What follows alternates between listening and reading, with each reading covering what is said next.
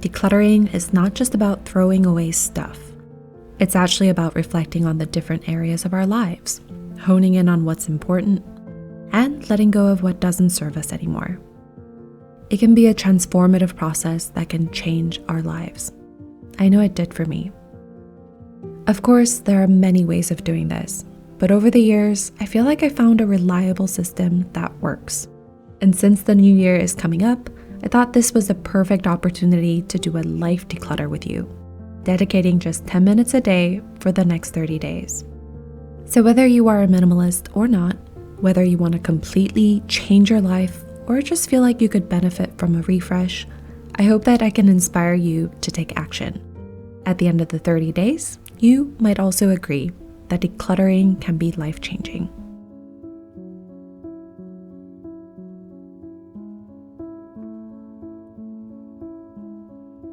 Okay, before we do anything, I think it's important to make a decluttering plan. First, think about your why, or the reason for your decluttering. What do you specifically want out of this? Is it to simplify, for inner peace, for a tidier home, or to reset your space and mind for the new year? Taking a moment to reflect on this is so important because it's going to give you clarity and motivation for the next 30 days. Secondly, what systems do you want to put in place to make sure that there is less clutter in the future? For example, if junk mail is a problem for you, maybe set up all of your statements to go paperless. If expired produce is a problem, try to use a shopping list or pre-planned meals. If your closet is unmanageable, try to give yourself a specific budget next year. This is so important so that we don't go into the cycle of purging, then splurging again. Then actually make a plan. How are you going to divide up the 30 days?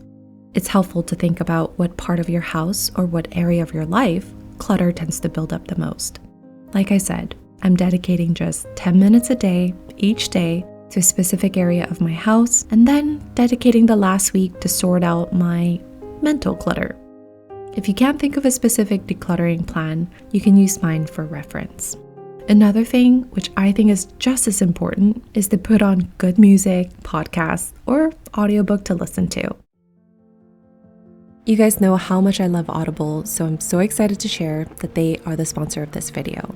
I have a couple of audiobooks that I'm listening to right now, one of which is called Decluttering at the Speed of Life by Dana K. White. It's one of the first audiobooks I listened to when I started decluttering, and it really inspired me to take action. Another reason why I love Audible is because I can listen to my audiobooks hands-free, anytime, anywhere. Audible is a leading provider of audio entertainment and audiobooks all in one place. As an Audible member, you can choose one title a month to keep forever, and you also get a full access to a growing selection of Audible originals, podcasts, and exclusive series. If you guys are interested, you can get a free trial of Audible by visiting audible.com/MalamaLife or text MalamaLife to 500-500. Thank you so much to Audible for sponsoring today's video. After many decluttering sessions, I still stick to a system that works the best for me. I make 4 different piles: donate, sell, throw, and the maybe pile. Let's start in the living room. Probably the most problematic thing is junk mail and paper clutter. Somehow, coupons and marketing flyers still pile up after a while. Second day was for my dead plants. I've been putting this off for so long, but I finally put them aside, and it felt so good to clear the space. I bought this cute treat holder from Korea, but my dogs are not the biggest fan of it, so I decided I'm going to donate it since it's almost brand new. There's not much going on with my entryway, but I wanted to sort out my shoe rack and only leave the shoes that we wear on a daily basis. Okay, so this is the other drawer that tends to accumulate clutter. I found random cords, candle lids, warranty documents that I'm probably never going to read. One system I'm putting in place is to make a home for everything and challenge myself to never use the junk drawer. You might think this is really random, but I've been doing so much moving around that I feel like I always need to keep these boxes around. But honestly, it's just been getting in the way, so it's time to let them go. First week of decluttering, I really didn't have much except a lot of trash. I filled up one bag and then I have some flattened boxes that I need to go and recycle, but it feels a lot cleaner in here. Living room was probably the easiest for me, so week 2, I leveled up and tackled my kitchen. Expired pantry food. I don't see anything wrong with having a full pantry if you have the space, but it also doesn't make sense to hold on to items that you haven't touched in months. So keep a mental note of the things you're throwing away and don't buy them again. Then, of course, I had to open up all the other cabinets. I used to have a huge collection of mugs, but I am very proud to say that now I only have a handful that I actually use, except this one. I try my best to clean out my fridge and freezer every time I do groceries, so I didn't find too much expired produce. I also try to keep an inventory of our fridge staples, and this helps me plan my meals and plan my grocery trips too. This is a great time to check if you have any pots, pans, baking stuff that you haven't touched in months.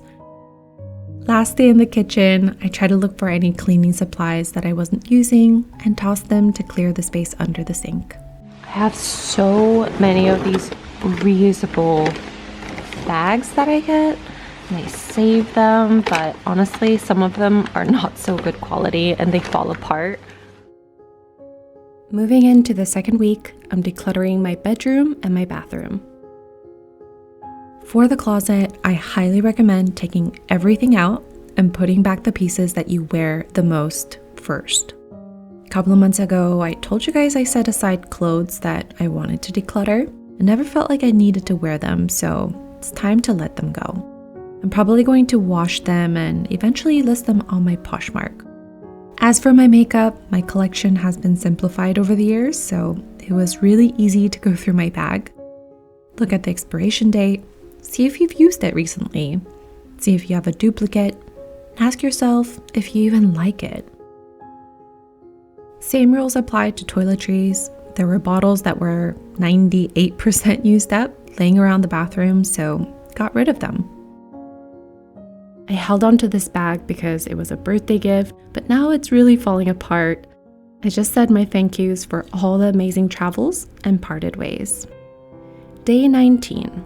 Moving on to my office, which tends to clutter a lot because there are so many things coming in and out all the time. The easiest way to limit my book collection has been to limit my bookshelf. Letting go of 2 books that I've had since college because I no longer need it to hold on to this part of myself. I have too many photos. Honestly, I realize that I want to be more intentional with how many photos I take in my day. Same with my files. I spent 30 to 40 minutes just deleting, and it felt amazing. Thankfully, all of our finances can be organized and monitored, so spend some time marking my calendar, due dates and statements, setting up automatic payments, and canceling subscriptions I don't use. Last but not least, my tech stuff. If I buy one thing, it comes with so many attachments and little accessories. Feels like a huge waste to throw it away, but honestly, I don't have a use for it. My last week is dedicated to mental clutter. How do we get rid of mental clutter? I think the first thing is to dedicate a day or two to sort out the boxes you filled up. Letting go of all this stuff that I no longer have use for always feels like shedding a layer of my past self. I literally feel lighter, and this always brings a renewed sense of energy and purpose for the new year. Then, for the next few days, take a moment to journal and reflect on these questions.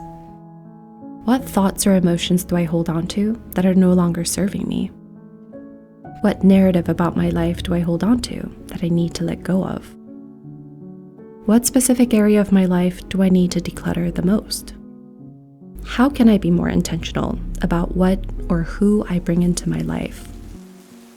When I envision a clutter-free life, what does it look like and what does it feel like? Removing excess from your life can bring a sense of relief right away, but the true transformation will come with time. And of course, you definitely don't need to do this within 30 days. I had to cram it all in for the video. But I do really hope that you find the time to clean up the areas of your life and give yourself a fresh start that you deserve for the new year.